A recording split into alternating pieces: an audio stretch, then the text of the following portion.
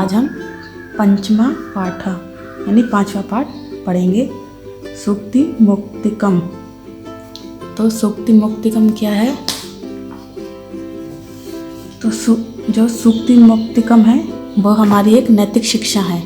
नैतिक शिक्षा यानी हमारी अच्छी बातें कि हम अपने जीवन में कौन सी नैतिक शिक्षा अपना रहे हैं।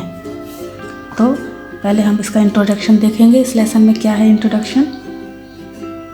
प्रस्तुत अयं पाठ नैतिक शिक्षाणां प्राध्यकरूणेन वर्तते। अस्मिन् पाठांशे विविध ग्रंथेभ्यः संग्रहण कृत्वा नाना नैतिक शिक्षा यानी यानी अलग अलग प्रकार की नैतिक शिक्षाओं का बोध इसमें प्रस्तुत किया गया है। यानी जो हमारे इस पाठ में नैतिक शिक्षा के रूप में नैतिक शिक्षा बता रहे हैं और वो भी विभिन्न ग्रंथों से लिया गया है। अत्र सदा चरणस्य महिमा प्रियवाण्या आवश्यकता यानी सदाचार की जो महिमा है,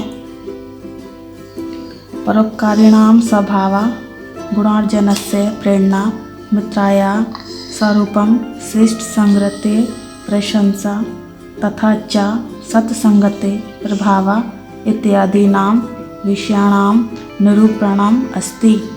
संस्कृत साहित्ये नीति ग्रंथानां समृद्धा परंपरा दृश्यते। तत्र प्रतिपादित शिक्षाणाम् अनुगमनं कृत्वा जीवन सफल्यां कर्तुं शक्नुमः। तो यहाँ से जो लेके यहाँ तक जो भी हमारे इंट्रोडक्शन दिया गया है वो हमारा यहाँ है सबसे नीचे योग्य विस्तार। तो इसको आप पढ़ेंगे। संस्कृत साहित्य में नीति ग्रंथों द्वारा नैतिक शिक्षाएं दी गई हैं जिनका उपयोग करके मनुष्य अपने जीवन को सफल और समृद्ध बना सकता है। यानी नीति ग्रंथों में जो नैतिक शिक्षाएं दी गई हैं उनका उपयोग करके मनुष्य क्या कर सकता है? अपने जीवन को सफल और समृद्ध बना सकता है। ऐसे ही बहुमूल्य सुभाषित यहाँ संकलित हैं जिनमें सदाचार की महत्ता, प्रियवाणी की आवश्यकता, परोपकारी पुरुष का स्वभाव, गुणार्जन की प्रेरणा और मित्रता का स्वरूप और उत्तम पुरुष के संपर्क से होने वाली शोभा की प्रशंसा और सत्संगति की महिमा आदि विषयों का प्रतिपादन किया गया है। संस्कृत साहित्य में सारगर्भित लौकिक, परलौकिक एवं नैतिक मूल्यों वाले सुभाषितों की बहुलता है जो देखने में छोटे प्रतीत होते हैं किंतु गंभीर भाव वाले होते हैं। मानव जीवन में इनका अति महत्व है। नैतिक शिक्षा के बारे में पता चलिए कि अच्छी बातें जो परोपकार की भी है, मित्र के लिए ये सब अच्छे परोपकार करना चाहिए, प्रियवाणी बोलनी चाहिए, सदाचार अपनाना चाहिए, ये सब बातें हमारे इसमें दी गई हैं। तो हम अब इसमें क्या करेंगे, इसको हम पढ़ेंगे। प्रीतम यत्नेन संरक्षेद वित्तमेति च याति च अक्षीणो वृत्तता क्षीणो वृत्तस्तु हतो हतः। तो इसमें क्या बताया गया है? मनुस्मृति से लिया गया है। तो उन्होंने क्या बोला है कि चरित्र की यत्न से रक्षा करनी चाहिए, है ना। जो चरित्र है उसकी हमेशा अच्छे से उसकी रक्षा करनी चाहिए, यानी बहुत संभाल के अपने चरित्र को रखना चाहिए। धन तो आता है और जाता है। धन से अगर हम गरीब हैं तो हम गरीब नहीं हैं। अगर हमारा चरित्र गलत है तो हम बहुत ही गरीब इंसान हैं। तो जो चरित्र से होता है वही सबसे ज़्यादा धनवान होता है, यानी वो अमीर होता है।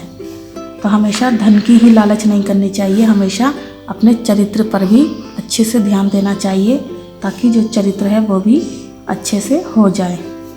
हमारा चरित्र सबके सामने अच्छा रहे, इसलिए जो भी काम करो इस तरीके से करो कि हमारा चरित्रहीन ना हो।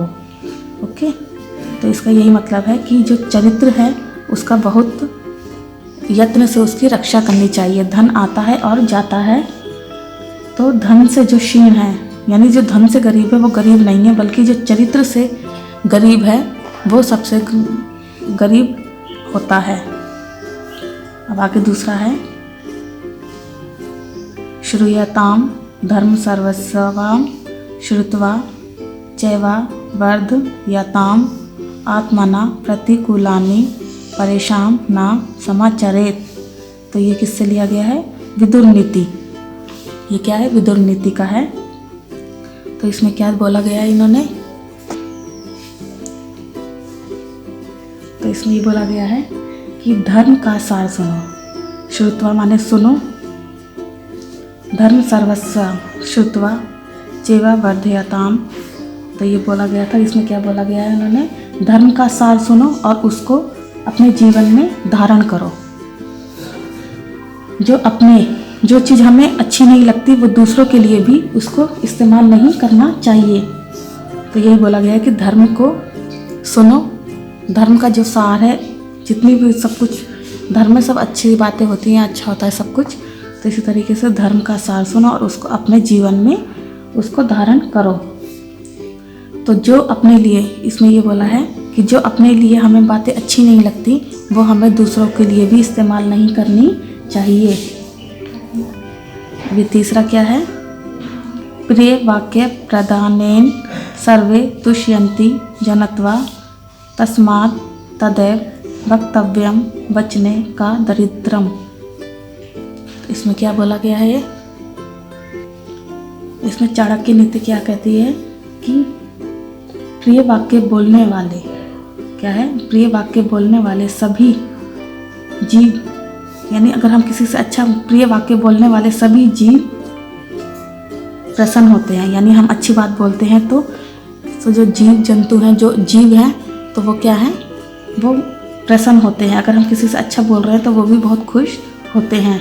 तस्मात, इसीलिए वह ही वाक्य बोलना चाहिए, यानी वह वाक्य बोलने चाहिए। और अच्छे वाक्य बोलने के लिए दरिद्रता यानी गरीबी नहीं दिखानी चाहिए।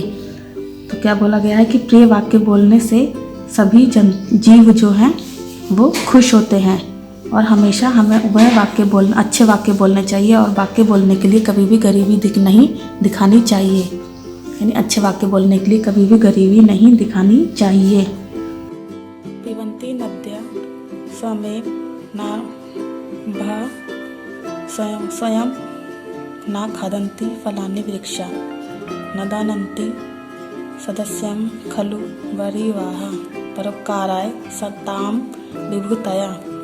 तो इसमें ये बोला गया है कि जो नदियां हैं स्वयं अपना पानी नहीं पीती और जो वृक्ष है वो स्वयं अपने फल नहीं खाते। उसी प्रकार जो बादल हैं वो फसल को नहीं खाते, है ना। तो जो सज्जन लोगों की जो धन है वो परोपकार के लिए है, उन्हें स्वयं अपने पास नहीं रखना चाहिए। तो जो ये बोला है कि सज्जनों की जो संपत्ति है तो वो परोपकार के लिए होती है, ना कि अपने पास रखने के लिए।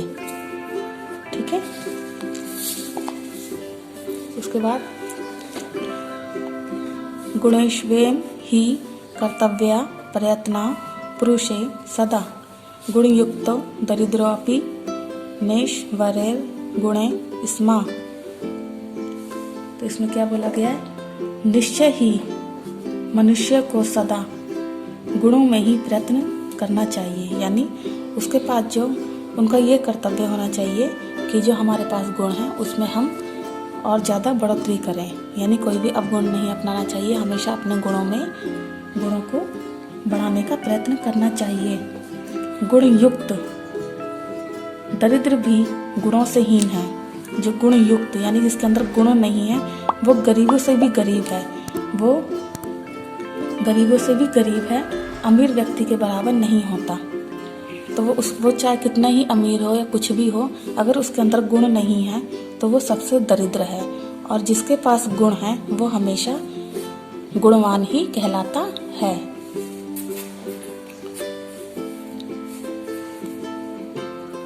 यह है आरंभ गुर्वी शयिणी क्रमेण लद्वी पुरा बुद्धिमती च पश्चात दिनस्य पूर्वद परार्थ भिन्ना छाएब मैत्री खल सज्जन नानाम। तो ये क्या बोला है? इसमें ये बोला गया है कि दुर्जनों की मित्रता होती है जो वो एक पूर्वाहन क्या होता है?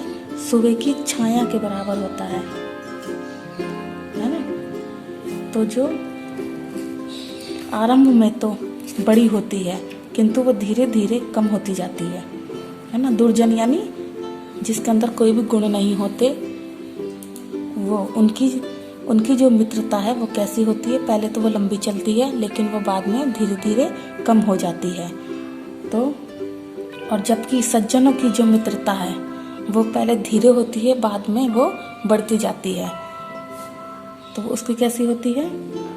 अपराह्न यानी दोपहर की छाया के समान होती है कि पहले तो छोटी होती है फिर बाद में वो बड़ी यानी बढ़ने लगती है।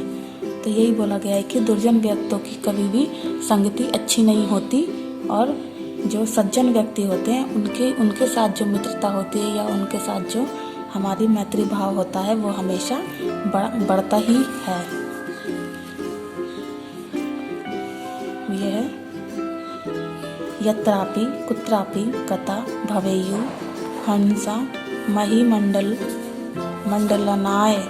हानिस्तु तेषां हि सरोवराणाम एषां मरालय सह विप्रयोग्य।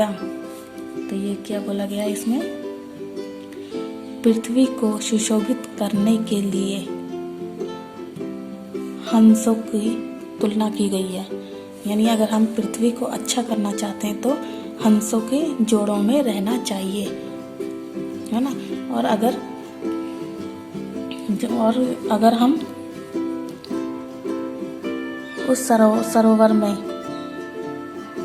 उस सरोवर की हानि चाहते हैं तो हमें हंसों से दूर हो जाना चाहिए।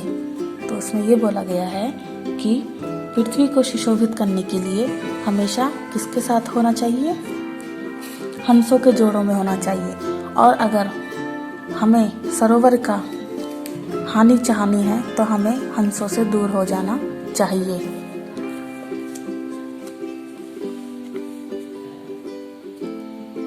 गुणा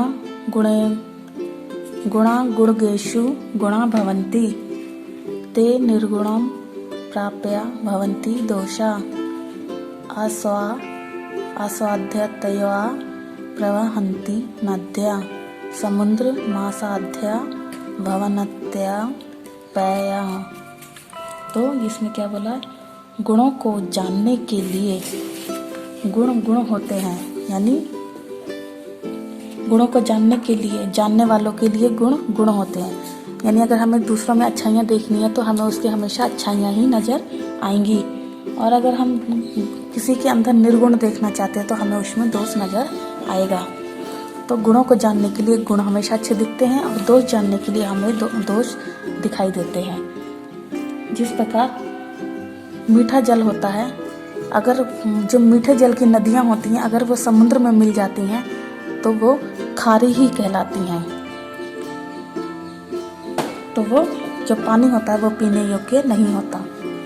उसी प्रकार अगर हमें गुण जानना है तो हमें गुण अच्छे लोगों के साथ उठना बैठना चाहिए, और अगर हमें दोष देखना है या कुछ भी है तो हम बुरे लोगों की संगति करेंगे।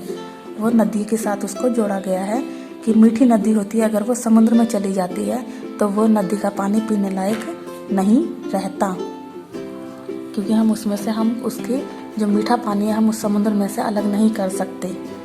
ठीक है, तो ये यहाँ से लेके यहाँ तक आपका पूरा कंप्लीट हो गया है।